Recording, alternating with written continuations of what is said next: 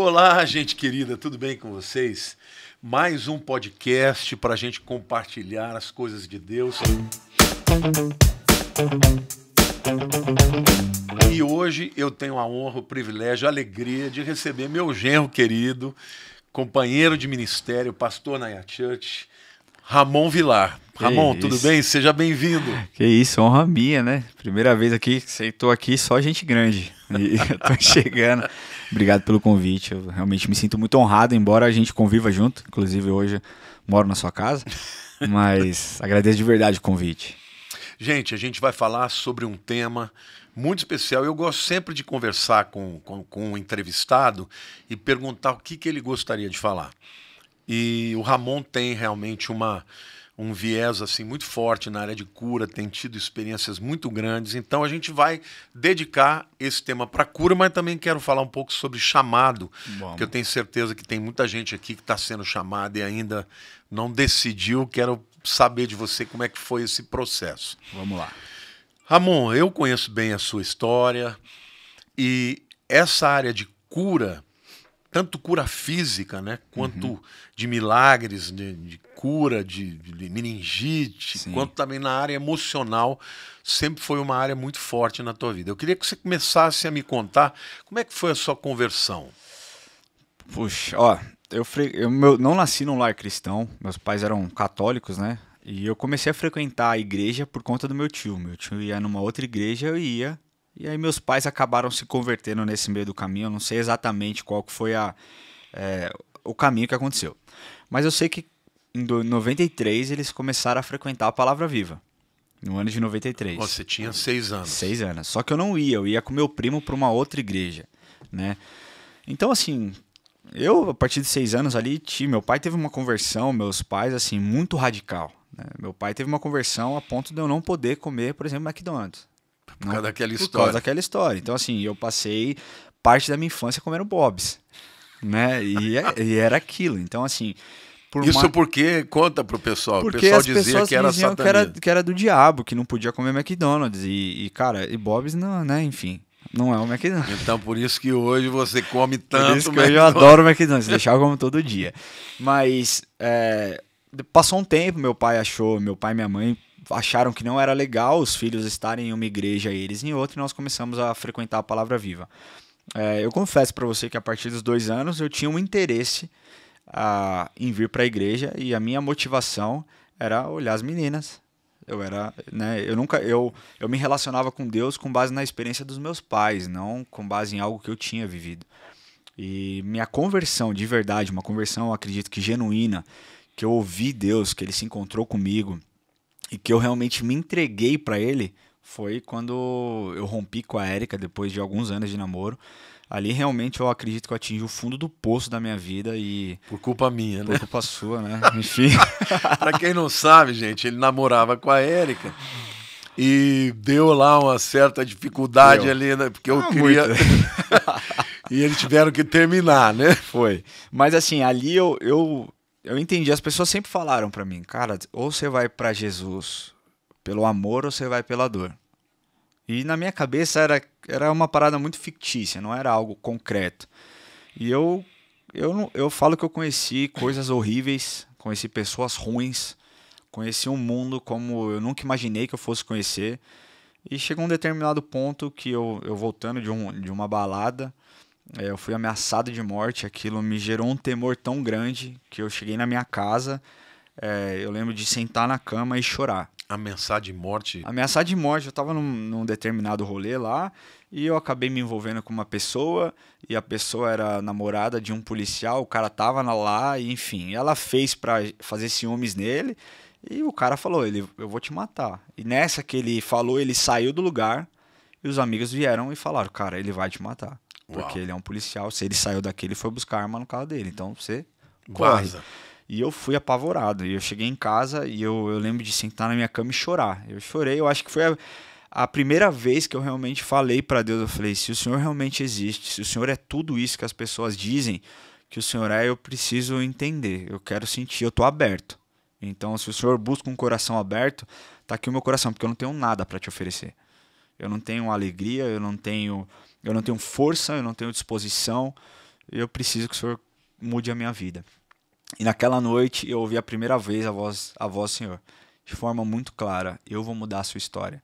Uau. E ali eu me entreguei. E aí aconteceu que meus pais, meu pai, minha mãe, eles sempre me obrigaram a ir para a igreja. E aí que eu falo que se você é pai, você tem que ter pulso para bancar e para determinar certas coisas para o seu filho que ele vai ter que te obedecer.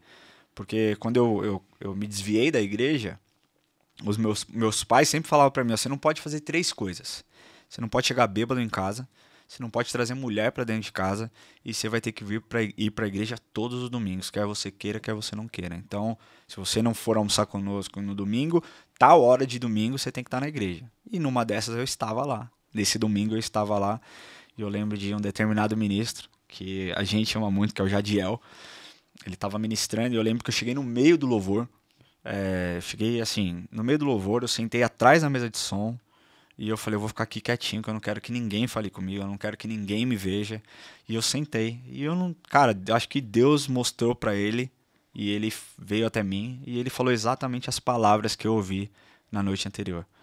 E ele falou pra mim, ele tocou no meu ombro e falou: cara, eu não sei o que aconteceu, mas eu sei o que Deus manda eu te dizer, que hoje, aliás, ontem, ele começou uma nova história na sua vida.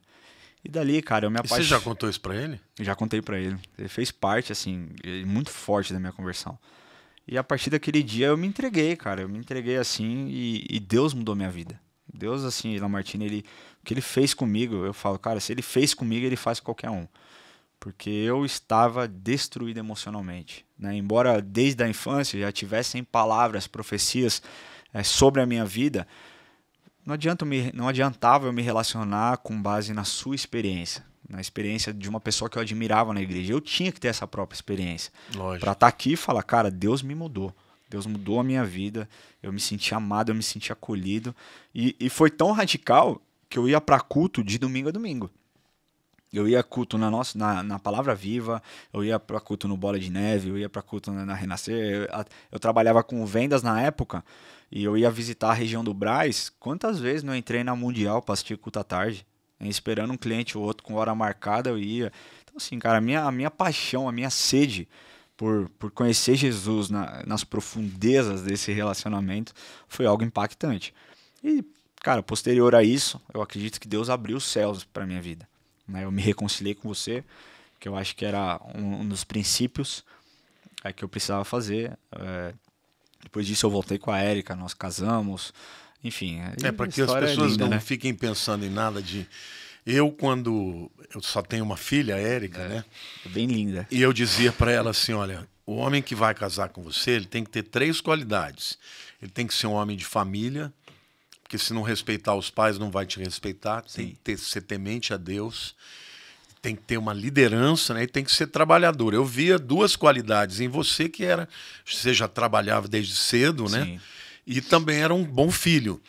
Mas eu chamei o Ramon para discipular e nas vezes que eu dei tarefas para ele, ele não fez. Aí eu falei: ele não vai ser líder, nada, não está levando a sério. Falei para ela terminar. E não aconteceu nada de sério, mas eu acho que isso acabou sendo também um ponto importante para que você entendesse que a responsabilidade de ser casado com uma filha de pastor. Né? Com certeza. Eu acho que... Eu falo que aquele dia, 1º de maio de 2006, foi o empurrãozinho que eu precisava para ter uma experiência com Deus. Sabe? Eu lembro dessa data. 1º de maio. E olha como Deus é perfeito, né? 1º de maio de 2006. Eu casei 1º de maio de 2010. E eu só fui perceber isso depois que eu tinha casado. Como Deus, ele restaura, como Deus, ele é especialista em nos surpreender em detalhes tão pequenos. Nós compramos um apartamento e a primeira noite que eu dormi naquele apartamento foi 1º de maio de 2012. Uau. E nada planejado. Né? Quando eu tava lá, eu falei: que dia que é hoje? Então, assim, Deus faz isso. Mas aquele dia, 1º de maio de 2006, é uma das datas mais importantes da minha vida. Né? Não por conta da nossa desavença, mas porque eu acredito que ali você foi um instrumento de Deus para falar: cara... na verdade, Deus transformou uma data que poderia ser ruim numa data de algo bênção, muito bom. Né? Então, assim, eu glorifico a Deus por esse tempo. Né? Sua vida sempre investindo em mim, sempre foi assim, sempre enxergou o potencial, quando nem eu queria. né? E você tava ali, não, vamos aqui, vamos aqui, vamos aqui. Eu queria voltar um pouquinho para trás.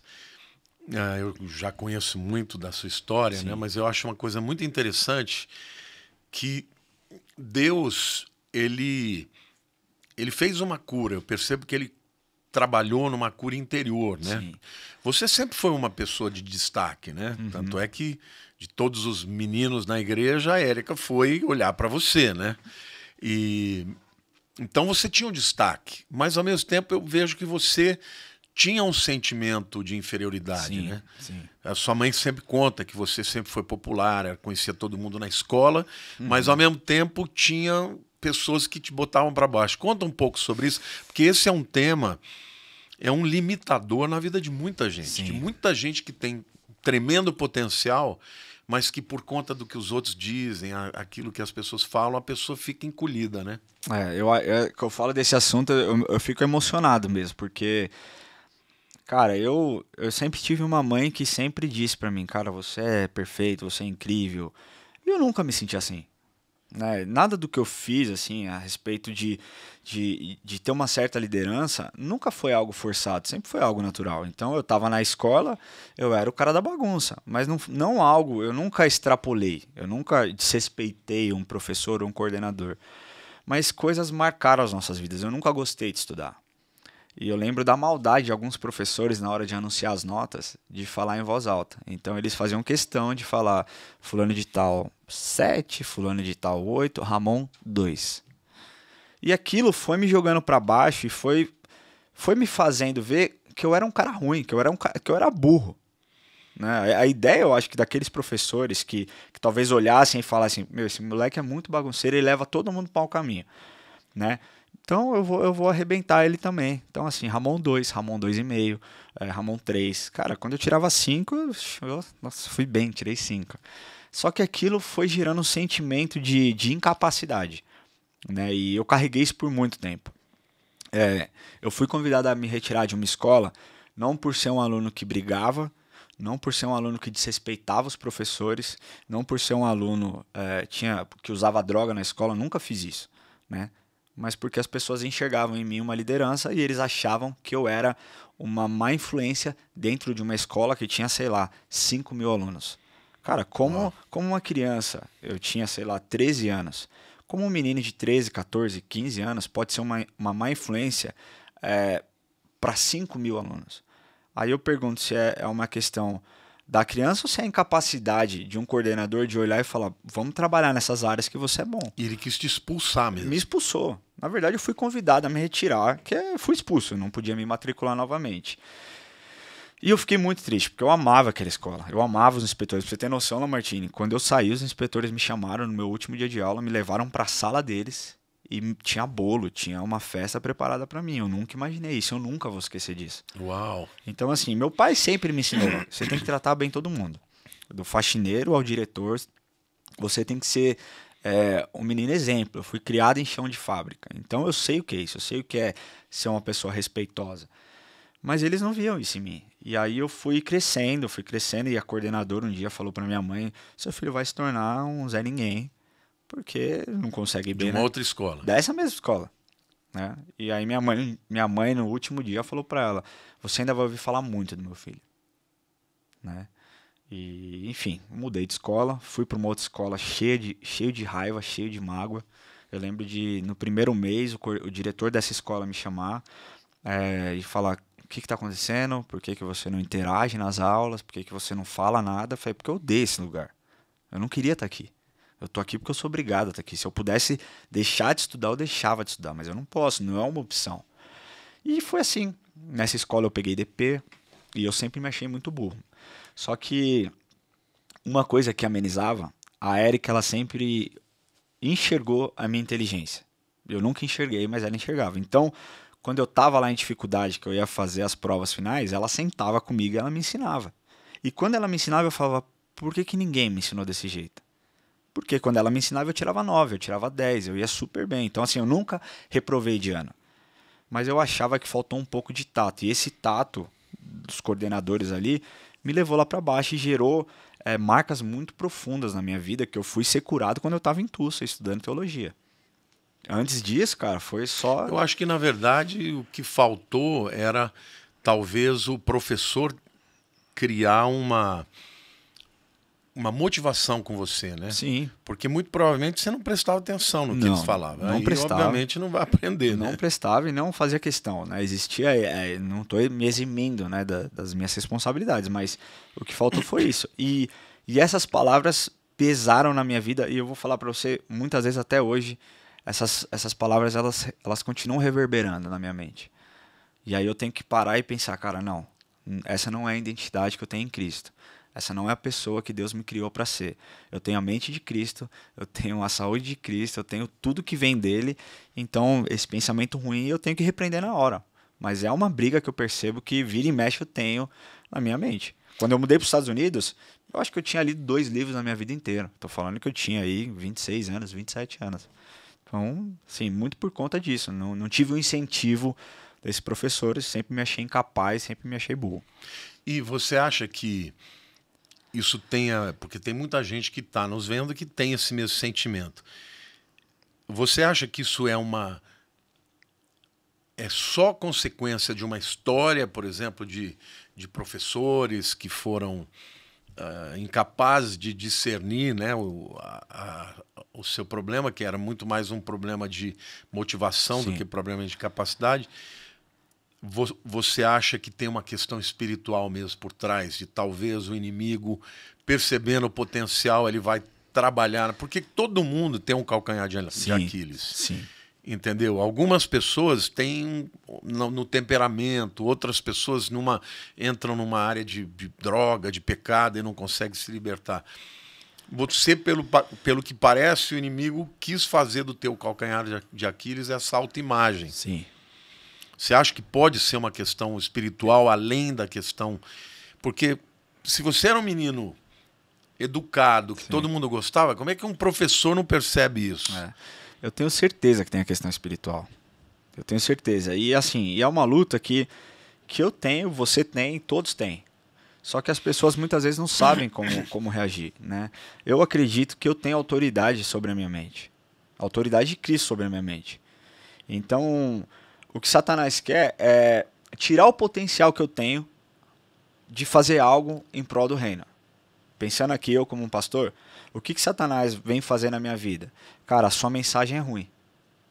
O que você tem falado é ruim. E eu vou falar pra você, o ano passado eu tive muitas guerras. Muitas vezes eu saí de um culto e chorei. Porque eu falei, cara, essa pregação foi horrível. E assim, e vidas se convertiam, e pessoas eram batizadas, e pessoas recebiam dons do Espírito, pessoas eram curadas, e eu saía e falava, o que eu estou fazendo aqui? Então assim, totalmente espiritual, para me desestabilizar, para fazer com que eu perdesse ali o foco de fazer algo que Deus me chamou para fazer. Não, e o feedback das pessoas sempre foi muito bom. Eu, Exato. pelo menos, recebo muitos elogios, né, Sim. de como Deus está usando. E não é de gente que queira fazer média, não. É gente que fala, ó, Deus falou demais comigo na palavra dele, isso, aquilo. O que eu estou levantando é porque, na verdade, eu penso que Satanás, ele conhece qual é a nossa dificuldade e eu acho que ele reforça isso. É isso mesmo. Para que você não veja aquilo que Deus está fazendo e veja o que ele está mostrando. É isso. Né? O próprio Jesus ele tentou fazer isso, né? Sim. Se tu és filho de Deus, como assim? Jesus sabia que era. Sabia exatamente. E aí que eu acho que entra o nosso papel. Calma aí. Eu não sou incapaz. Eu sei o que Deus tem me dado. O meu questionamento começou a ser esse.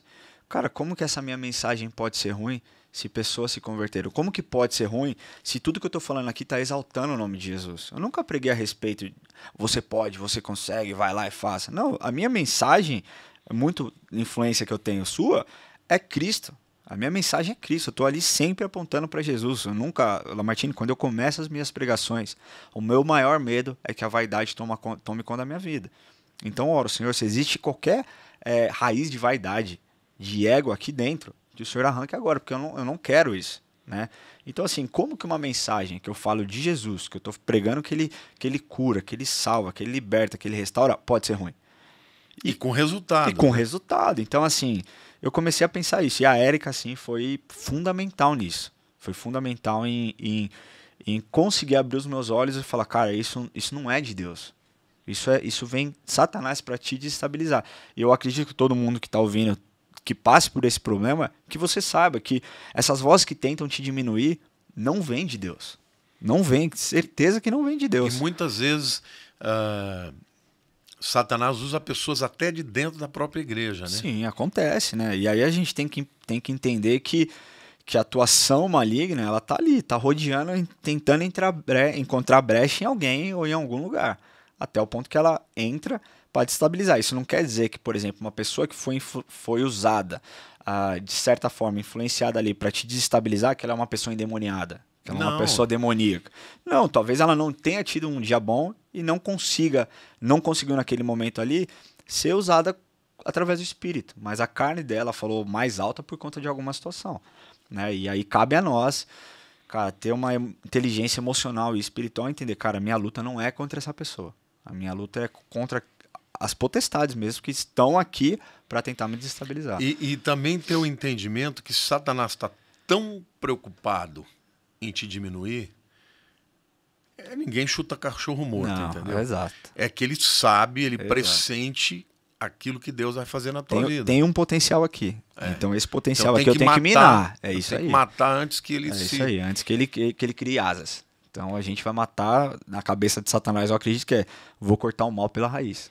E quando foi, assim, um momento que você poderia dizer que foi um ponto de inflexão, uma guinada, um momento que você entendeu que tinha uma coisa espiritual ali tentando impedir o teu chamado? O teu chamado, eu queria entrar um pouquinho nisso, mas não quero deixar esse ponto para trás, tá? Mais para frente a gente vai voltar. Porque você sempre trabalhou com seu pai desde de 13 anos de idade, passou por tudo quanto é área dentro da própria empresa, até chegar um momento que você era um cara que dominava, estava ganhando muitíssimo bem. Eu me lembro que quando você tinha 23 anos, você ganhava mais que eu. Sim, eu ganhei muito bem. Entendeu? A época das vacas, eu brinco, Eric, é a época das vacas obesas. Não era nem gorda, a bicha era enorme. Eu comecei trabalhando com 13 anos na empresa do meu pai. Meu pai construiu a empresa dele, eu tinha 10, 11 anos. Só que o favor de Deus estava ali com meu pai. A empresa dele estourou. De uma hora para outra, né? E aí, muito por conta disso, dos professores falarem assim, não tem capacidade, não tem capacidade, e eu achar, meu pai fala, pô, já que você não quer estudar, você vai trabalhar. E eu comecei a trabalhar com 13 anos. E eu trabalhava mesmo, eu não era que eu ia ali só pra encher linguiça. Não, cara, eu trabalhava, eu levava marmita na minha mochila, eu pegava ônibus, saía da escola muitas vezes, ia até o mercado lá pra pegar a lotação, pra ir até o trabalho e tal, e eu trabalhava. Bom, fui me desenvolvendo, sempre fui um cara que eu sempre gostei de trabalhar. E aí, quando eu tinha lá pelos 16 anos, eu saí de um cargo de ajudante geral, porque eu tava ali como um peãozão mesmo, descarregava caminhão, carregava caminhão, saía para fazer entrega, voltava e tal. Enfim, fui crescendo dentro da empresa até um dia que eu tive a oportunidade de me tornar um vendedor externo da empresa. Pedi para eles não queriam deixar, mas eu falei, pô, eu tô aqui há tanto tempo, já mostrei meu valor, eu preciso de uma oportunidade. E eu falei para eles, se vocês me dão, eu preciso de 3 meses. Se eu não dobrar o valor que tem sido vendido aqui, vocês podem me tirar. Me deixa eu testar. E eles me deram. E no primeiro mês eu vendi 75% a mais do que o cara antigo vendia. E aí foi indo. Fui crescendo. Peguei outras empresas, abri a minha empresa de representação. Então eu prestava serviço para a empresa do meu pai. E aí foi a época que eu ganhei muito dinheiro. Ganhei muito dinheiro mesmo. Juntei? Não, gastei tudo. Cara, mas assim, foi maravilhoso. Foi um tempo assim que eu não tinha essa questão de vou economizar e tal. Paralelo a isso, eu sempre olhei a vida de um pastor, muito porque eu me relacionava com a Eric, que eu sempre admirei. Eu sempre olhei e falei, cara, esses caras eles precisam ser muito bem remunerados. Eu sempre tive essa visão que professor deveria ser bem remunerado, policial militar, qualquer agente militar deveria ser bem remunerado. Eu sempre tive essa visão. E na minha cabeça era, cara, eu quero ser tão rico, eu quero ser tão próspero dentro do meu trabalho, que eu consiga metade do meu tempo doar para a igreja. Então eu quero ter muito dinheiro para que, além de eu ajudar as pessoas financeiramente, que chegue 1h da tarde eu possa sair do escritório e trabalhar na igreja fazendo qualquer coisa, né? Varrendo o chão, ajudando as pessoas. Essa era a minha cabeça. Eu nunca sonhei ser pastor. Eu nunca olhei e falei, nossa, eu quero um dia ser pastor. E as pessoas muitas vezes falavam, pô, cara, você tem chamado para ser pastor. Eu falava, tá amarrado, não é para mim, não quero. E foi indo, foi acontecendo. Por exercer essa liderança, nós nos tornamos líderes dos jovens depois que eu casei. Depois fui ungido pastor em 2014. E quando eu fui ungido pastor, eu acho que algo mudou.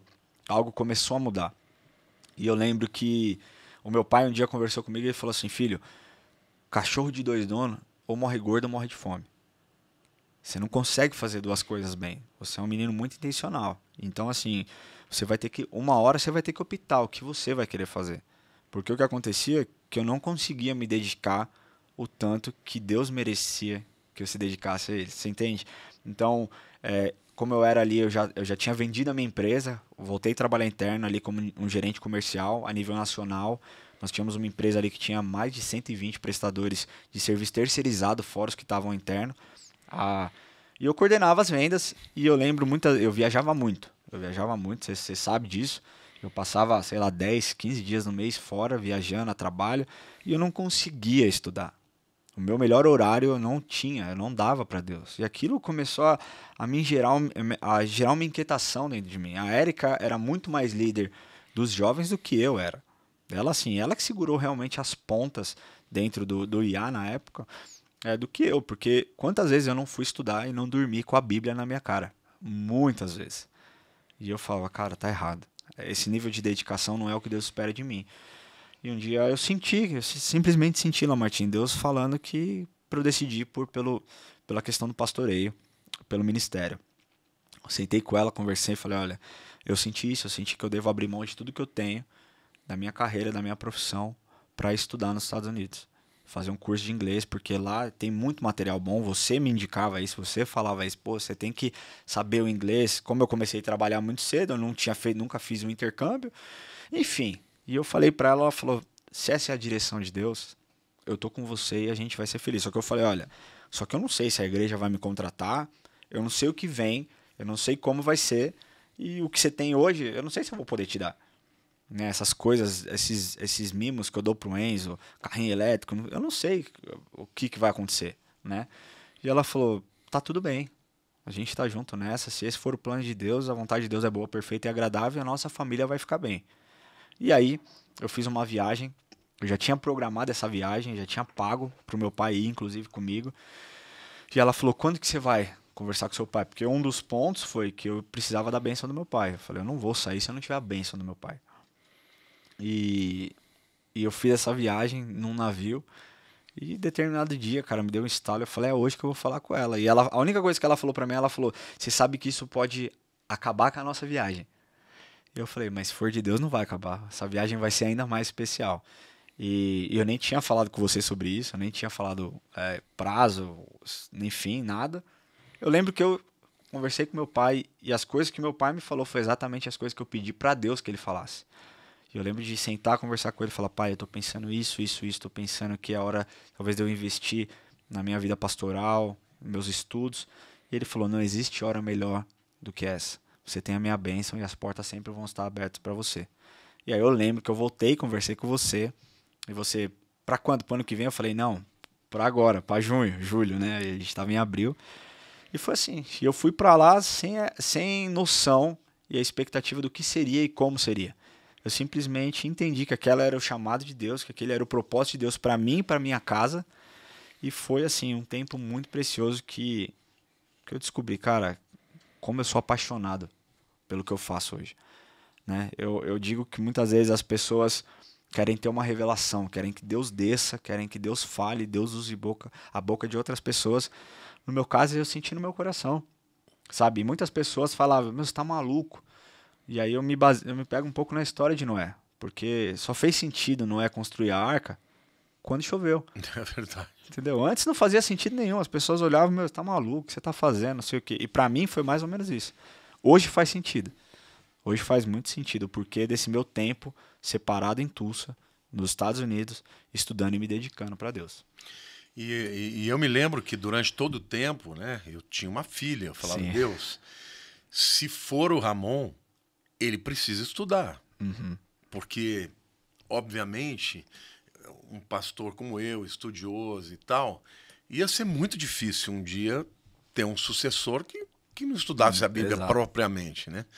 Então, eu cheguei a falar algumas vezes com o teu pai, olha, manda o Ramon 1 ano, né? Sabe, mesmo que não seja remunerado, Sim. manda, a gente dá um jeito.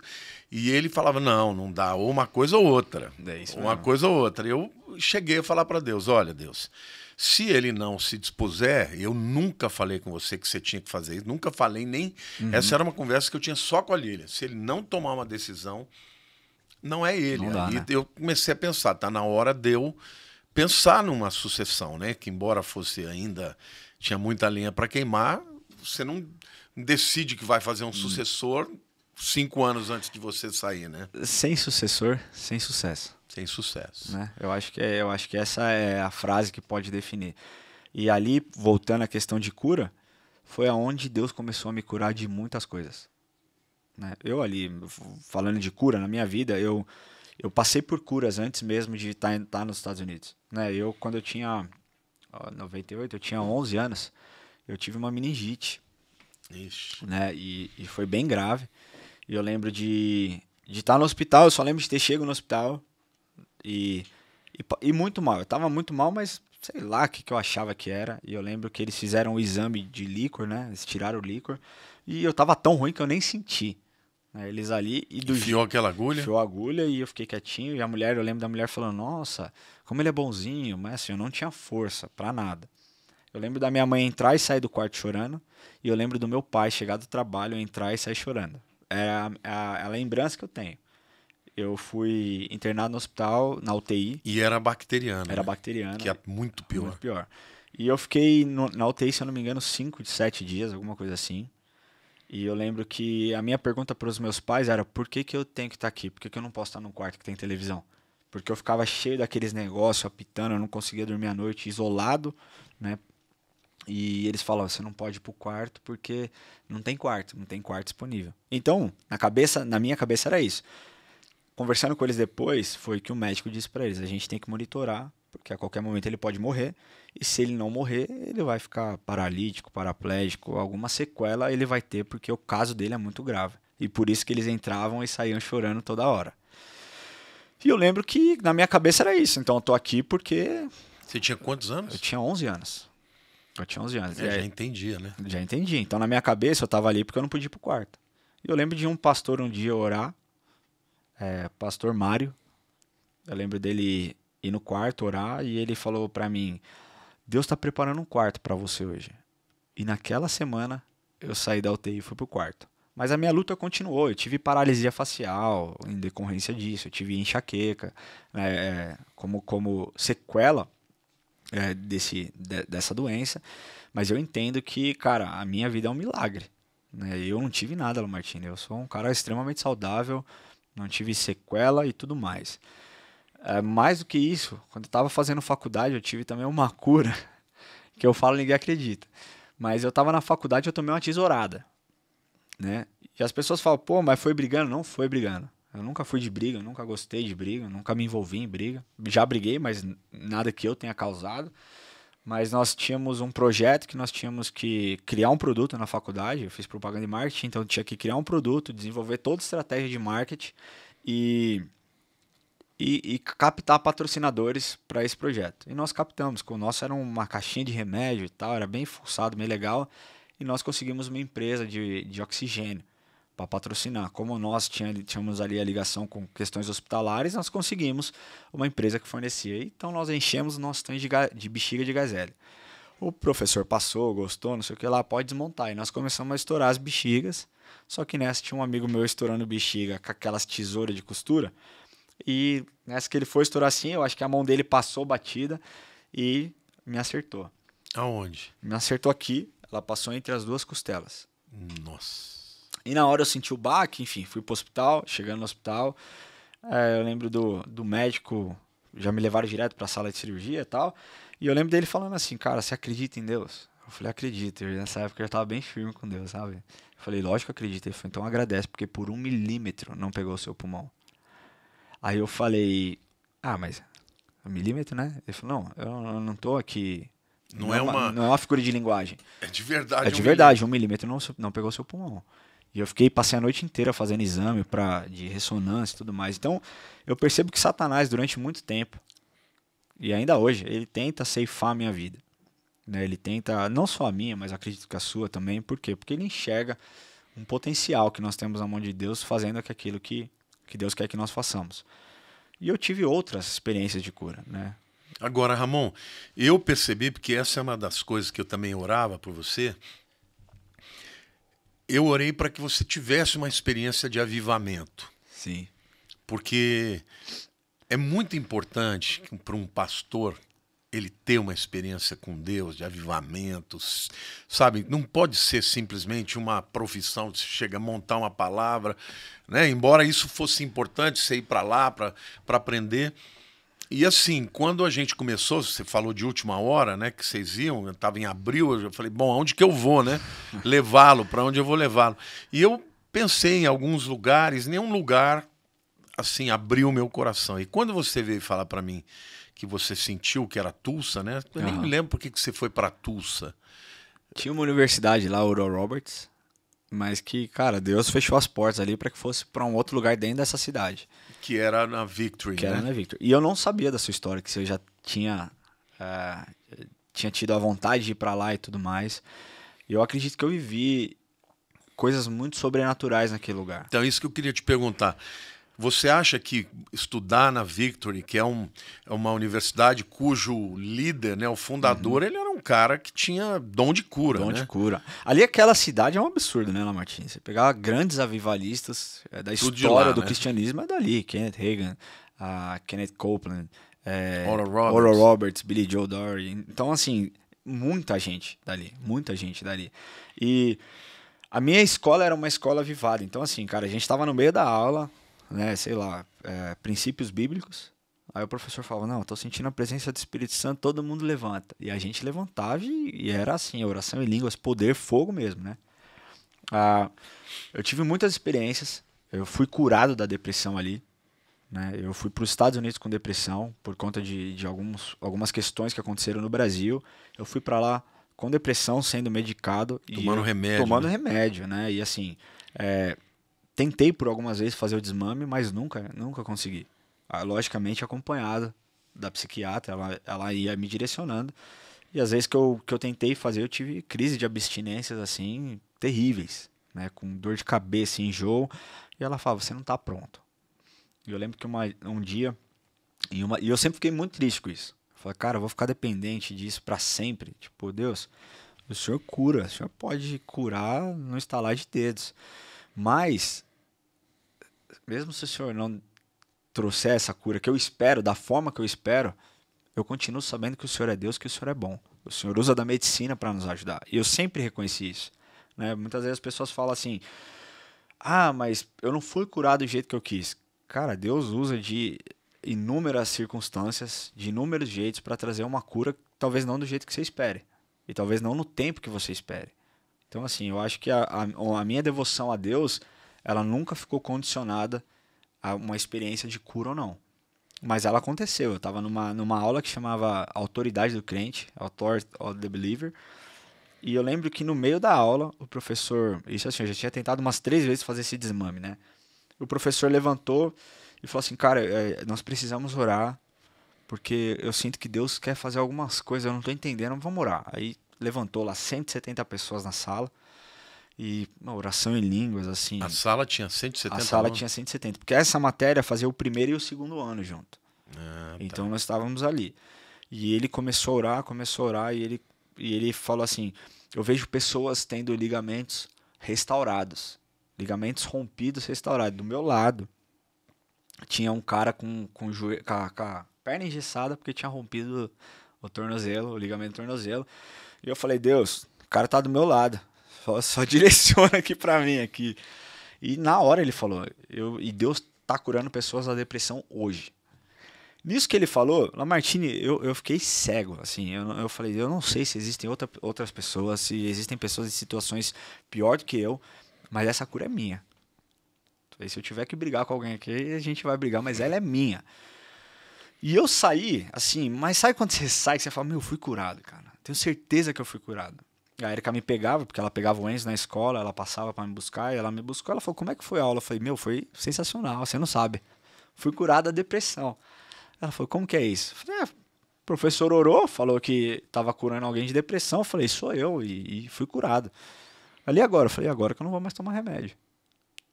E assim, se eu ficasse um dia sem tomar remédio, eu já sentia. E eu falei aquilo, ela falou, tá bom. E aí é a diferença, né, de você ter uma mulher sábia. Porque ela não ficou botando medo.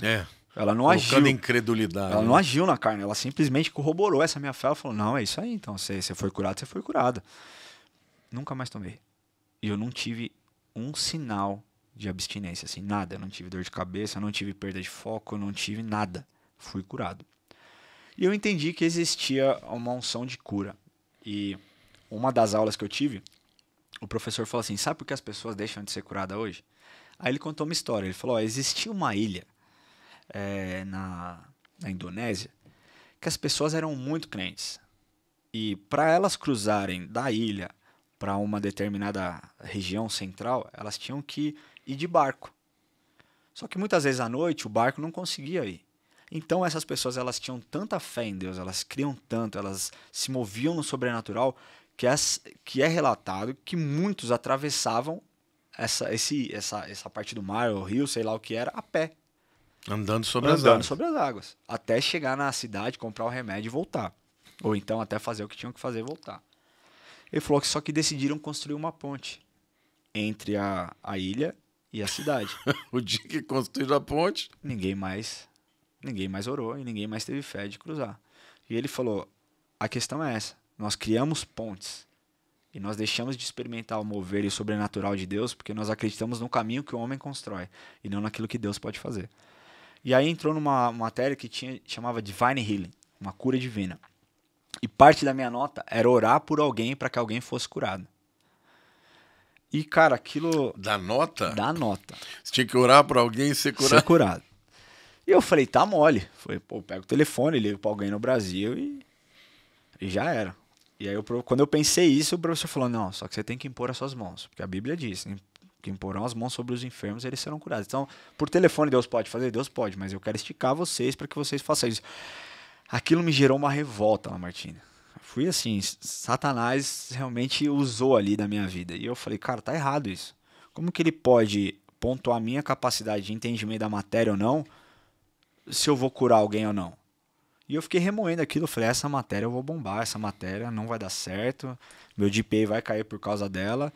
E eu falei, beleza, vai ser assim, eu não vou orar por ninguém. E eu tava decidido a não orar por ninguém. E um dia eu fui pra aula e eu fiquei incomodado e eu fui falar com o professor. E eu falei, professor, com muito respeito, mas eu não acho que isso seja certo. Eu não acho que é assim, eu não acho que tem que ser assim, tal. Ele falou, Ramon, você perdeu o ponto. Eu não tô te pedindo pra curar. Eu tô te pedindo pra você orar. Quem cura é o Espírito Santo. Nossa. Eu não tô te pedindo pra isso. Na verdade, o que ele quer, ele queria te dar a experiência de não ficar esperando. Isso. Porque Jesus falou, imporão as mãos sobre os enfermos. A nossa obrigação é impor as mãos. É exatamente isso. Ele falou, você não entendeu. Eu não vou basear a sua nota se a pessoa vai ser curada ou não. Porque esse não é o seu trabalho. O seu trabalho é orar. A Bíblia diz que tudo aquilo que você pede em meu nome, em nome de Cristo, para que ele seja glorificado, ele faria. A Bíblia diz que imporão as mãos sobre os enfermos e serão curados. A Bíblia diz que a oração do justo pode muito em seus efeitos. Então, assim, cara, você tem um respaldo da Bíblia gigantesco. Simplesmente vai e faça. Se vai curar, se a pessoa vai ser curada ou não, Deus vai fazer. No tempo dele. E eu falei, ok, entendi. Tirou um peso das minhas costas. E eu falei, e agora, para quem que eu vou curar? Nos Estados Unidos é muito comum você entrar nos hospitais, você tem acesso aos hospitais, não é que nem no Brasil que você precisa de uma autorização, você entra nos hospitais, bate na porta, fala, posso orar? As pessoas, alguns dizem sim, outros dizem não e vida que segue. Mas eu falei, cara, eu não me sinto confortável em orar por alguém. E o Espírito Santo me falou naquela hora, ele falou, se você não começar a exercer essa fé dentro da sua casa, como que você vai fazer para aqueles que você não conhece? Se você não demonstrar esse nível de amor, de confiança a mim dentro, com aquelas pessoas do seu ciclo que você ama, você não consegue mais, você não vai conseguir fazer isso do lado de fora. Naquele dia eu cheguei em casa, o Enzo por algumas vezes deslocou o cotovelo, você lembra disso? E eu cheguei em casa, ele tava tomando banho e de repente ele começou a gritar. E aí que eu falo que o tempo de Deus, o relógio de Deus é um relógio perfeito, assim, né? Porque tudo aconteceu no dia. É, ele começou a gritar e eu fui perguntar o que estava acontecendo. Ele com o braço totalmente mole. E ele falou, eu não consigo mexer meu braço, mas chorando, assim, gritando de dor. A princípio eu achei que era um pouco de drama, porque o Enzo é um pouco dramático, mas eu logo vi que ele realmente não conseguia mexer o braço. Meu primeiro pensamento foi, vou tirar ele do banho, eu vou levar ele para o hospital. E eu lembrei da ponte. Eu falei, não, agora é hora da gente andar sobre as águas. Eu falei com ele, falei, Enzo, você acredita que Jesus pode te curar agora? Ele falou, acredito. Mas, Martino, eu não gritei, eu não espernei, eu simplesmente coloquei a minha mão sobre o cotovelo e falei, em nome de Jesus, receba a cura. Foi instantâneo. Assim, imediato ele, papai, o Jesus me curou, Jesus me curou, Jesus me curou e tal. E assim. E ele tinha quantos anos? Ele tinha 4 anos. Quer dizer, uma criança não vai inventar uma história, não, né? Pra agradar jamais. E assim, cara, e assim, a partir daquele dia, todas as vezes que ele ficava doente, ele tinha certeza que se nós orássemos, ele seria curado. E por muitas vezes aconteceu isso. Por muitas vezes lá, nós derrubamos essa ponte e nós cruzamos o mar ali para experimentar o sobrenatural de Deus. E assim, eu vim assim, com fogo para cá. Eu falei, a gente tem que quebrar as pontes que foram construídas ao decorrer dos anos. Sabe? Achando que Jesus não cura mais, achando que a autoridade não está no meu nome, está no nome dele. E nesses 3, quase 4 anos que nós estamos aqui, eu não consigo contar para vocês, para você e para vocês, a quantidade de pessoas que já não receberam a cura nesse lugar, por conta da oração. Que benção. E hoje no seu culto, né, o Ramon e a Érica são responsáveis pelo culto do 18H, que é o culto da noite, né? É isso aí. Que tá uma bênção. E eu, assim, eu não queria que esse fosse um culto de jovens. Sim. Eu orava para que fosse um culto da igreja, né? Amém. Porque você já tinha tido experiência Sim. de... E hoje você tem famílias inteiras que vêm, né? Tem no culto muitas, das 18. Muitas. E tem tido muitas curas? Tem, Lamartine. Assim, eu sempre tento ter um tempo de oração por cura. Né? E assim, muitos testemunhos de pessoas que, cara, você orou por isso, eu fui curado, Ó, câncer, assim, cara, eu não consigo mensurar quantas vezes. Né? Eu já ouvi esse tipo de testemunho. E eu não falo aqui para engrandecimento do meu nome, Deus sabe, Deus é testemunha do que está no meu coração. Coisa que eu tenho pavor, sabe, de falar algo que não é real. Né? E Deus cura, cara. Deus curou pessoas de depressão, Deus curou pessoas de crise de ansiedade. Muitas pessoas que vinham aqui, cara, tentei me matar, sabe? Deus restaurou a identidade. E nós temos, eu acredito que esse é um tempo para o Brasil, para que nós possamos viver esse tempo de experimento do sobrenatural. Né? Porque por que Jesus se manifesta? Por que o Espírito Santo se manifesta? Para que haja um testemunho e que o Espírito e que Deus seja glorificado. Então, eu não falo para as pessoas, pô, vem aqui para o meu culto que você vai ser curado. Não, cara, você pode orar na sua casa, você pode impor as suas mãos sobre o seu filho. Você tem muita autoridade sobre o seu filho, sabe? Então, seu filho está doente, eu não sou contra a medicina. Eu acho que a medicina é um presente de Deus, sabe? Mas as pessoas têm deixado de experimentar o mover, as experiências, porque continuam andando sobre as pontes e não querem mais. Eu achei muito interessante isso, porque na Bíblia, Jesus fez coisas extraordinárias, né? Só que teve uma cidade que ele não fez nenhum milagre, Nazaré. Que foi a sua cidade, onde ele foi criado, a cidade de Nazaré. E a Bíblia diz, né, ele não pôde fazer ali nenhum milagre, senão poucas curas, e admirou-se da incredulidade deles.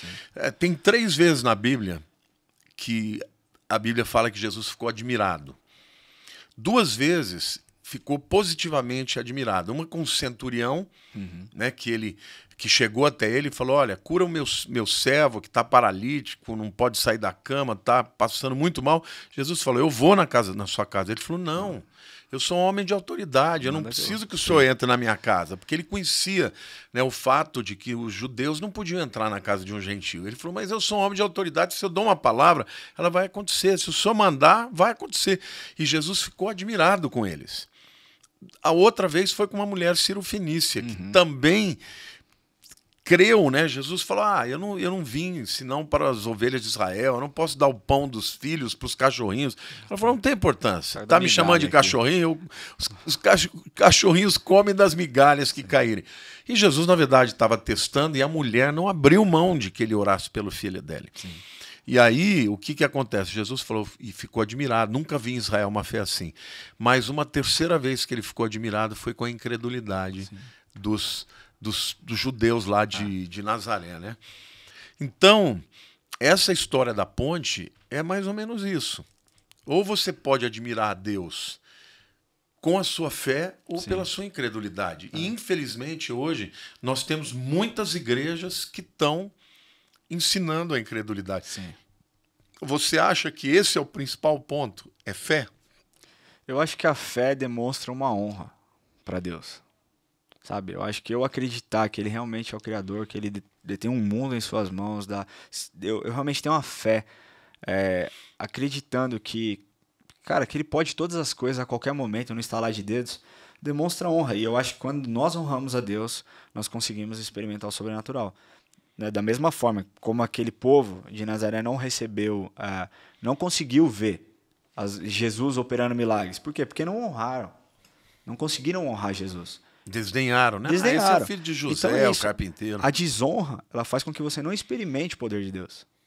E a honra faz com que você experimente os milagres. Então, eu acredito que a fé é sim um ato de você honrar a Deus. Quando nós oramos, Senhor, eu confio no Senhor de todo o meu coração. Isso tem que ser algo verdadeiro. Mesmo quando situações parecem ruins, mesmo quando as coisas parecem não acontecer, aquilo tem que ser algo concreto na nossa vida.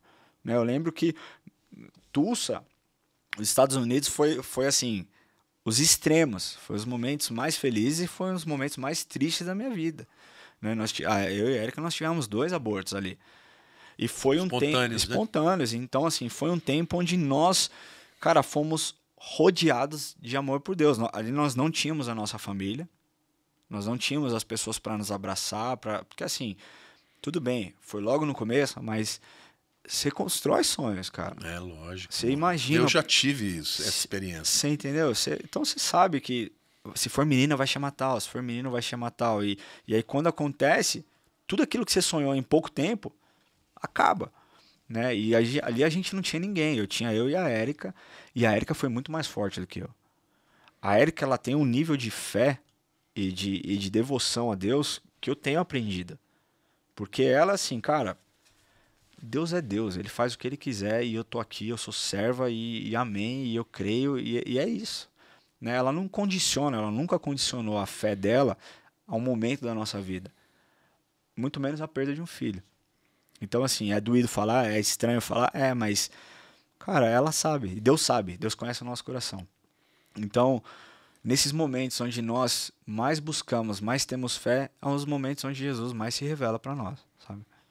Agora, Ramon, qual foi a melhor experiência e qual foi a pior experiência? Você já falou um pouquinho, mas na sua vida, o que você acha que foi a coisa assim que mais trouxe satisfação para você espiritual e qual foi a coisa que trouxe a maior tristeza? A satisfação, Martina, eu acho que é o que eu faço hoje. Sabe, eu acho que não tem preço. Eu subi num púlpito para falar de alguém que eu conheço, de alguém que eu amo, na verdade, de alguém que eu estou conhecendo cada dia mais de forma profunda. E ao final do culto, quando eu faço um apelo, as pessoas também decidem, tipo, cara, beleza, eu quero. Porque eu acredito que hoje o ponto, eu não convido as pessoas para uma religião, eu convido as pessoas para um relacionamento, porque foi esse relacionamento que me salvou. E aí eu entro na questão de, eu não acho que a religião seja ruim, a religiosidade faz com que a religião seja ruim. Então, cara, aqui nós temos uma doutrina, essa doutrina é cristocêntrica e nós seguimos rumo a isso. Então, quando eu prego que uma pessoa consegue entender, consegue absorver aquilo que o Espírito falou através de mim e se entrega a Jesus, essa é a maior satisfação. E eu tenho vivido isso constantemente. Então, eu vivo numa fase muito boa.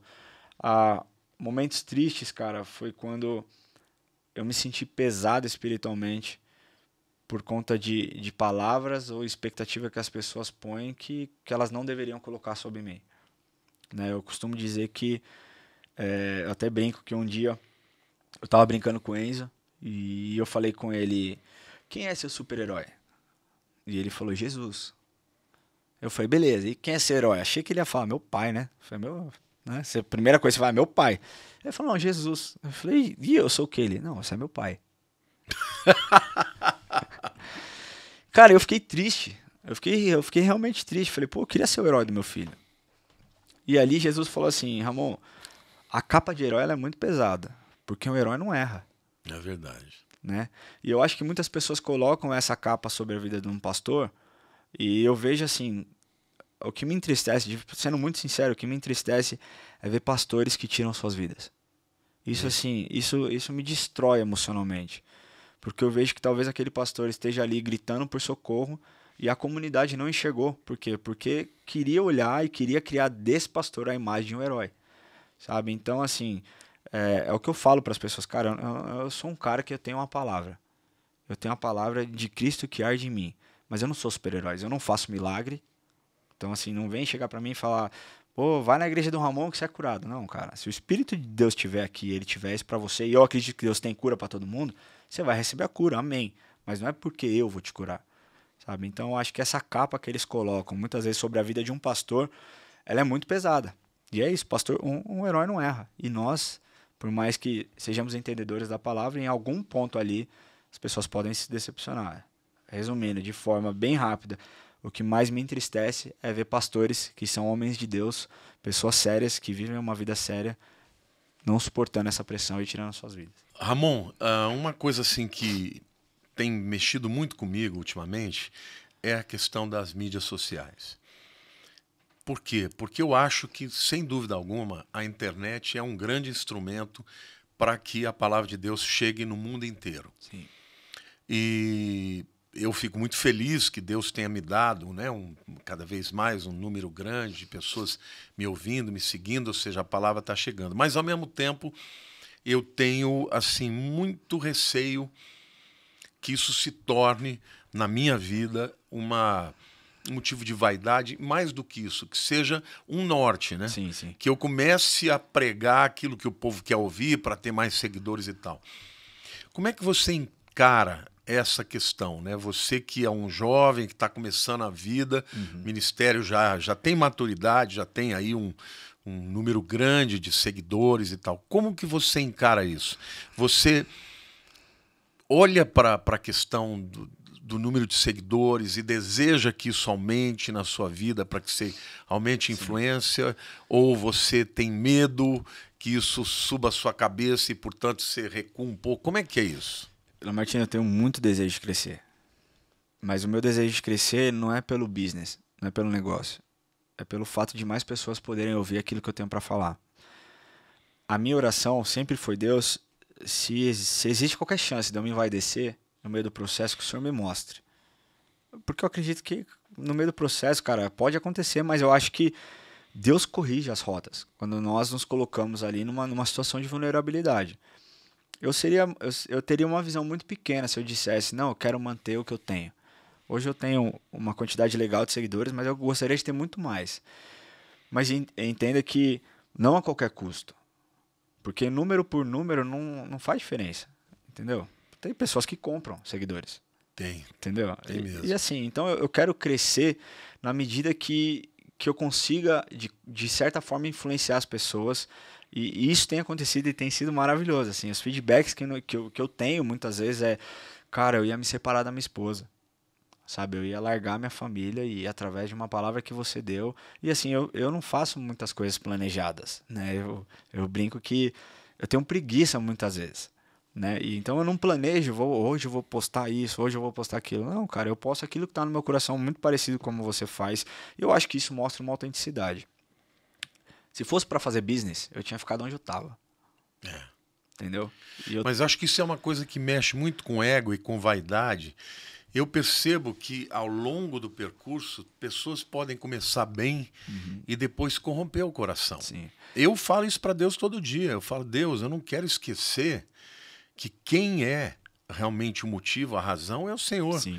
Se em algum momento eu começar a achar que eu sou bom porque eu tenho um monte de seguidores, isso é terrível, porque você perder a unção é a coisa mais triste que pode acontecer para uma pessoa, principalmente para um ministro, né? Sim. Então eu percebo assim que eu tenho falado para todos os pastores daqui da igreja da importância de investirem, porque quanto maior o número de pessoas, mais gente pode compartilhar a mensagem que você prega e isso chegar mais longe. É exatamente Mas isso. esse equilíbrio é muito importante. Mas assim, eu acho que para você chegar nesse nível, para uma pessoa chegar nesse nível de ego, Deus deu muitos sinais no meio do processo. Deus usa pessoas, né? E eu sei que, por exemplo, você me conhece. Se o meu ego ali estivesse falando mais alto, eu tenho certeza que Deus usaria da sua vida para me puxar. Eu falar, ei, baixa a bola aqui, amigo, porque isso aqui é sobre Jesus, não é sobre você, né? Então eu acredito que algumas pessoas que talvez tenham se perdido foi por pura arrogância, né? Sendo bem claro, assim, no aspecto de, cara, eu sou autossuficiente, sabe, o que eu tenho aqui ninguém tem. Não, cara, Deus pode usar você, mas num piscar de dedos, assim, num piscar de olhos, você pode não ter mais nada, né? E eu reconheço isso. Então, assim, para que eu quero crescer? Para que mais pessoas ouçam. É o meu único objetivo. Martini, eu sou remunerado pelo que eu faço. Eu tenho o privilégio de ser remunerado e muito bem remunerado pelo que eu faço aqui dentro. Então eu não tenho objetivo de crescer para ficar fazendo participação, parceria, ganhando coisa, trocando coisa. O meu negócio é que as pessoas sejam transformadas assim como eu fui transformado, sabe? E eu acredito que Deus tem enxergado isso. E o meu crescimento ele tem sido um crescimento orgânico. Não é um boom. Eu acredito que também, se Deus quiser fazer esse negócio explodir do dia para a noite, vai acontecer, mas não é o que me motiva. Não é o que me gera alegria ver a quantidade de seguidores que eu tenho. Que me gera Até porque você tem sido pastor de pessoas reais. reais, né? entendeu? Reais, Então, você assim, vê as dores, vê... Exato. E assim, isso pra mim é incrível. Se você me perguntar, cara, você prefere uma igreja com 3.000 membros, onde as pessoas realmente se convertem, se interessem pelo seu assunto, pelo evangelho, ou você quer ter 150 milhões de seguidores, onde ninguém te vê? Cara, eu prefiro ficar com a igreja, onde eu tô sendo realmente usado e assim, impactando as pessoas.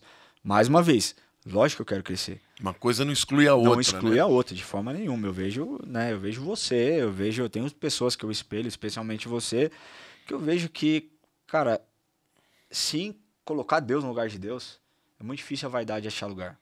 É porque todo dia você, quanto mais chego perto dele, mais eu vejo o quanto pecador eu sou, né? É isso. Todo dia eu falo, Deus, eu não consigo entender porque o Senhor me usa. Mas é maravilhoso quando eu faço um apelo e eu vejo pessoas, ou então leio na internet as pessoas que dizem que se converteram, que Deus fez, muitas vezes eu choro, porque eu reconheço a minha incapacidade e no fundo nós somos todos pecadores e Jesus usa por graça, né? E eu acho que o sentimento de ser usado por Deus, sabe? O sentimento de acabar e falar, cara, alguém se converteu. Obrigado, Senhor, sabe? É tudo que eu preciso, assim. Tudo que eu preciso é o Senhor. Então, a promoção do evangelho, a forma como se promove o evangelho, né, totalmente cristocêntrica, apontando para Jesus, isso dá uma sensação de plenitude, sabe? De falar, cara, beleza, eu entendi a mensagem, eu passei a mensagem, as pessoas entenderam, as pessoas foram transformadas, vamos crescer para que mais pessoas cheguem a isso. Porque a real, Martini, hoje é que existem muitas igrejas pregando um evangelho fraco, um evangelho de comodismo. Meu amigo, se o evangelho não te confrontar, sabe esse negócio de, a mensagem hoje foi para mim, não? Todo domingo a mensagem tem que ser para você. Deixa eu fazer algumas perguntas aqui, um pinga-fogo, né? Vamos lá. Maior sonho da tua vida? O maior sonho da minha vida é pregar no estádio e ver, cara, inúmeras pessoas se quebrantando, como eu vi no Descend, pessoas com cadeiras de roda levantadas, sendo curadas, cegos vendo. Meu maior objetivo é pregar num lugar grande, mas que não seja o Ramon falando, mas que o Espírito Santo esteja ali agindo. Esse é um sonho que Deus espera, né? Porque esse é um tempo das multidões.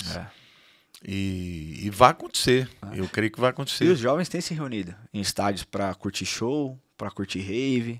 Pô, cara, vamos unir os jovens de novo num estádio para adorar ao Senhor, sabe? O Descende para mim foi um marco, assim, foi algo uau. Tipo, cara, olha o que o evangelho é capaz de fazer. Reunir em 3 estádios diferentes, milhares e milhares de pessoas adorando um único Deus em um só. Eu acho que não existe religião no mundo que um dia conseguiu esse feito. E é só Jesus mesmo para unir esse tanto de gente com o mesmo propósito. Né? O maior medo. O maior medo é eu perder os meus filhos. De forma muito prática, eu perder os meus filhos por alguma doença. Acho que esse é um medo muito concreto que eu tenho. Acho que é de todo mundo, né? Que você enxerga como seu maior, a sua maior qualidade do ponto de vista pessoal e ministerial? Eu sou uma pessoa simples. Eu sou uma pessoa que gosta de coisas simples. Eu gosto da simplicidade das pessoas. Eu gosto de me relacionar com gente simples. E eu acredito que essa é uma qualidade que Deus me deu para conseguir alcançar pessoas que, sei lá. Qual o teu calcanhar de Aquiles? Eu acho que o sentimento de incapacidade. Ainda assim? Ainda eu percebo que é algo que eu tenho que lutar diariamente. Até na montagem de uma palavra. Quantas vezes eu não comecei uma mensagem que eu falei, uau, essa vai ser legal, e putz, não. Às vezes não é nem porque Jesus está falando não, mas é porque eu não me sinto capaz de pregar tal mensagem. Eu acho que ainda hoje é isso. Que coisa.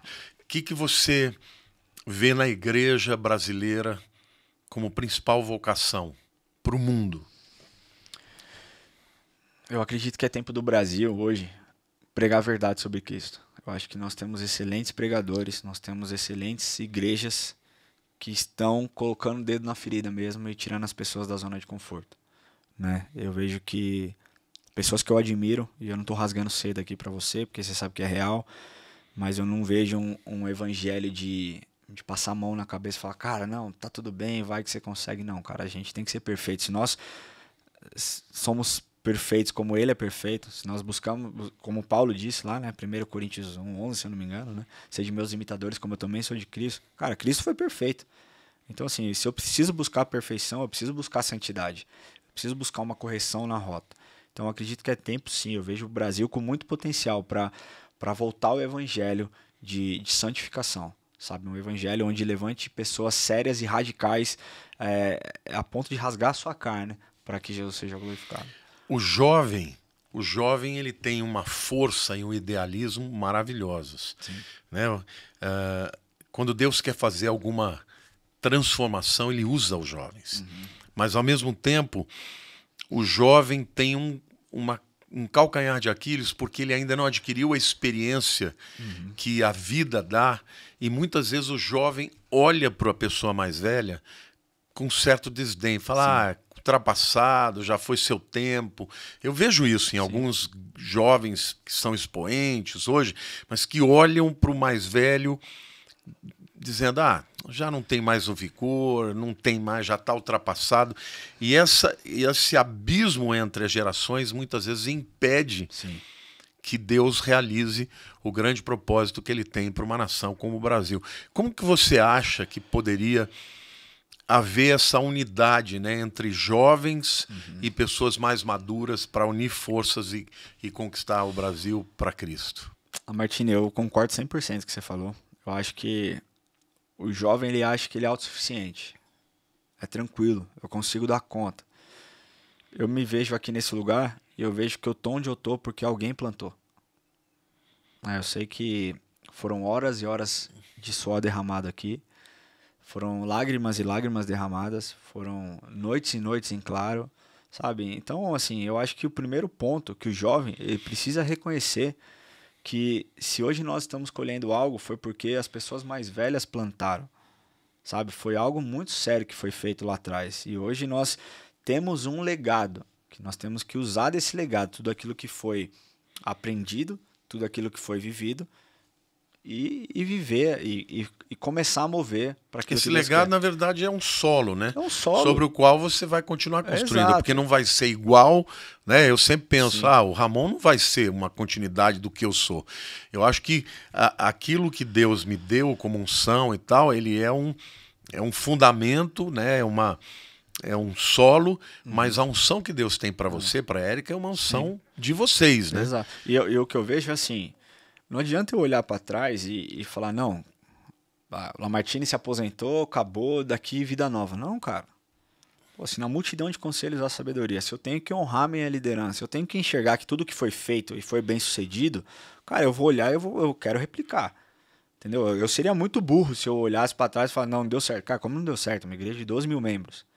Então, assim, as experiências, as histórias e a vivência dentro do evangelho é muito maior do que Martim, você tem de ministério que eu tenho de vida. É verdade. Entendeu? Então, assim, cara, eu querer me comparar é de uma idiotice sem tamanho. Então, eu tenho que entender o meu lugar. O jovem, ele precisa entender o lugar dele. Né? E a gente, sim, precisa acabar com essa guerra geracional falando que o jovem é fraco e o velho é velho.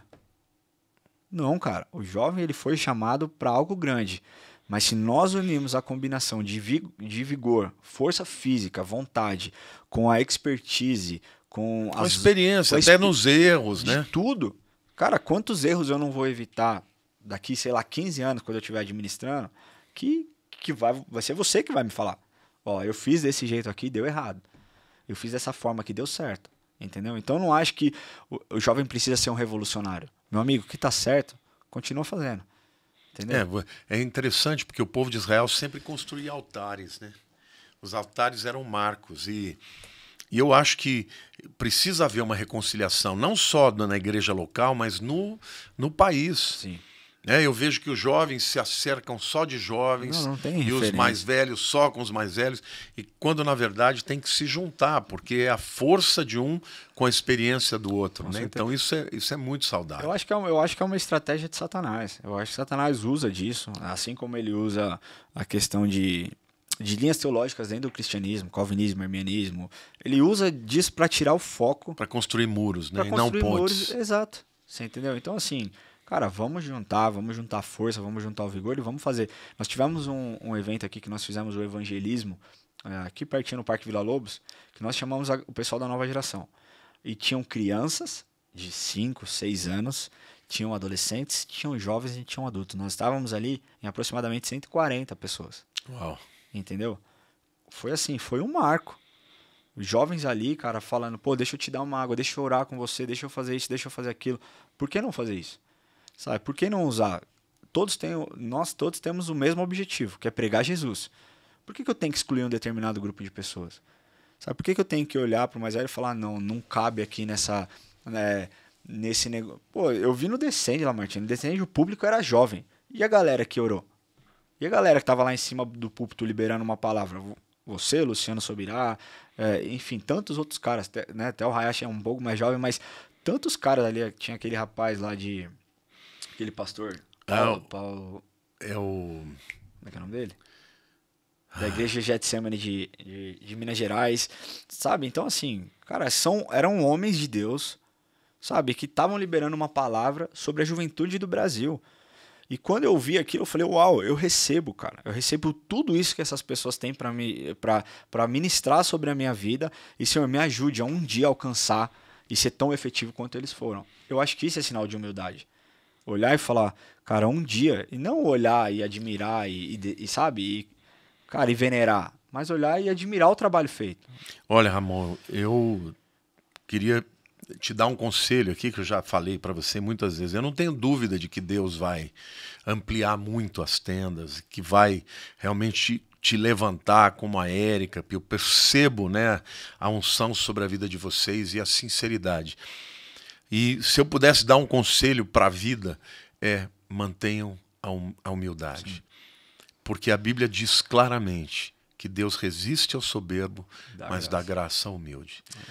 Para alguém ser levantado e permanecer numa posição de destaque, tem que guardar o coração, porque Deus, ele derruba. Ele derruba aquele que se ensoberbece. Então, esse é um temor que eu tenho todo dia, que eu falo para Deus todo dia. Senhor, eu nunca quero me esquecer que é tudo por graça, não é por meu mérito, não é por capacidade, porque tem gente muito mais competente, tem gente muito melhor do que eu, que não chegou a ter tanta influência. Então, isso eu quero dizer para você. E se contentar, se alegrar com aquilo que Deus pode dar. Amém. Eu olho para a minha vida e falo, puxa, tem tanta gente maior do que eu, né? Com muito mais influência, com muito mais relevância, mas eu fico feliz com aquilo que Deus me deu. Então, celebre tudo que Deus tem dado para você, porque que vai chegar no céu, o mais lindo disso tudo, que o galardão que eu vou receber no céu não tem nada a ver com o número de seguidores que eu tenho, nem com o número de ovelhas que eu pastoreio, mas tem a ver com a fidelidade, sobretudo com a obediência que eu tenho a Deus. Então eu reconheço que tem muito ainda para eu crescer nessa vida e melhorar. Queria aproveitar e falar com você, fazer um pedido, na verdade. Você que tem sido meu seguidor, que está comigo e que tem me encorajado tanto, né? Eu queria fazer um pedido. O Ramon e a Érica, né, são filhos que Deus colocou na minha vida e eu sei que eles vão continuar o legado que Deus deu a mim neste tempo e nesta terra, né? Eu espero que Jesus volte muito em breve, mas se não voltar, eles serão as pessoas que Deus vai levantar para levar adiante a palavra que Deus colocou na minha vida e que vai estar na vida deles. Então, eu quero fazer um pedido para você. Você que está nos vendo aqui, vá lá no Instagram do Ramon, como é que é? Ramon.vilar_. Vai lá, curta o Instagram do Ramon, comece a segui-lo, porque, gente, quanto mais pessoas estiverem compartilhando as mensagens, mais pessoas estarão recebendo a palavra de Deus. Também da Érica, que é erica.vilar, com 2 L's, né? Acho que é erica.pozella.vilar, é isso? erica.pozella.vilar. E então vão lá, curtam o Instagram deles. Eles também têm um canal do YouTube que é Pozella Vilar. Tem um ponto ou não? Não, Pozella Vilar. Tá meio parado, mas a gente vai voltar. Vai retomar, né? Mas olha, Ramon, primeiro, uma alegria ouvir coisas aqui que eu não sabia. Mas eu queria que você trouxesse uma última palavra, olhando naquela câmera ali, para as pessoas. O que você poderia dizer para aquele que está sofrendo, para aquele que está enfermo na alma, para aquele que está enfermo no corpo, para aquele que deixou de sonhar, para aquele que perdeu a paixão ou que não crê mais que Deus pode fazer algo lindo na vida dele, está empurrando com a barriga? Que palavra você tem para dizer para essas pessoas? Meu irmão, minha irmã, o que eu quero te falar é que nenhuma dor ela é para sempre. Sabe, a gente muitas vezes tende a mergulhar nas nossas dores, nas nossas dificuldades, nos nossos medos. Mas quando nós experimentamos um pouco da graça de Deus, nós somos cheios de uma força que a gente não explica, que a gente vive, que a gente experimenta. O que eu quero te falar é que independente de qual seja a sua dor, independente de qual seja o seu luto, independente de qual seja a dificuldade, por maior que pareça, nada se compara à grandeza de Jesus, cara. Nada se compara à grandeza do Deus soberano, Criador dos céus e da terra. Se existe alguém que pode e que consegue sondar o seu coração, tirar toda a dor, tirar toda a raiva talvez que você sinta por qualquer razão que seja, esse alguém é Jesus. Só que eu costumo dizer que Jesus é uma pessoa gentil, que ele só entra na nossa vida se você abrir, né, a porta do seu coração. Então, abra o seu coração, experimente. Salmos 34, que é um dos salmos que eu mais amo, ele diz assim: provai e vede que o Senhor é bom. Bem-aventurado aqueles que nele se refugiam. Então, se você está passando um momento de dificuldade, se refugie no Senhor, que você vai encontrar uma paz inexplicável. Eu quero aqui deixar a bênção do Senhor sobre a sua vida, sobre a sua casa, e declarar que você é amado. Não aceite nada mais, nada menos que isso. Você é amado e nenhuma incapacidade humana ou palavras lançadas sobre a sua vida tem poder, em nome de Jesus. Que palavra linda, gente. Eu queria terminar esse momento aqui, a unção de Deus está muito especial aqui, eu estou sentindo muita presença de Deus, e dizer para você, Jesus é a pessoa mais importante. Amém. E Jesus, ele nunca deixou de curar uma pessoa que clamasse por ele. É verdade. Ele nunca deixou de salvar alguém que pedisse salvação. Mesmo que essa pessoa fosse o pior pecador, mesmo que essa pessoa fosse rejeitada pelo mundo inteiro. E ele continua com esse mesmo coração. O desejo do Senhor é transformar a sua vida. Amém. Então, se você abandonou o primeiro amor, clame a ele, diga: Senhor, eu estou frio, eu estou vazio, eu estou triste, eu estou sem esperança, mas eu quero pedir que o Senhor venha hoje fazer algo novo na minha vida. E como o Ramon falou, a dor, ela tem um prazo de validade. E nós crescemos muito mais nos momentos de dor do que nos momentos de vitória. Nos momentos de vitória a gente celebra, mas é no momento de dor que a gente cresce e cresce com Deus. Amém. Então que Deus te abençoe. Quero pedir que você compartilhe esse vídeo. São experiências que muita gente vai poder ser abençoada porque tem uma história semelhante. Então compartilhe esse vídeo. Se você ainda não se inscreveu no canal, se inscreva e não se esqueça, vai lá no Instagram do Ramon, ramon.vilar_, e também no YouTube, Pozella Vilar, e se torna um seguidor e alguém que vai ajudar a palavra de Deus ser compartilhada através da vida dele. Obrigado, meu querido. Obrigado você. Foi maravilhoso. Você. Eu também te amo muito. Mora aqui bem. E o Ramon, além de tudo, me deu 2 netos que são minha paixão. Então a gente trocou. Eu te dei 2 netos, você me deu uma filha, tá tranquilo. E o melhor, né? O melhor de tudo. Ele cuida da minha filha como se fosse uma princesa, e não tem nada para um pai melhor do que saber que a sua filha está sendo bem cuidada e amada. É o meu maior segundo medo, perder a Érica. Então, em nome de Jesus, isso não vai acontecer antes. A gente vai se arrebatar, de Jesus voltar. Gente, um beijo grande no coração de todos vocês. Eu amo muito vocês. Muito obrigado por terem ficado aqui até agora. Fiquem com Deus. Deus abençoe.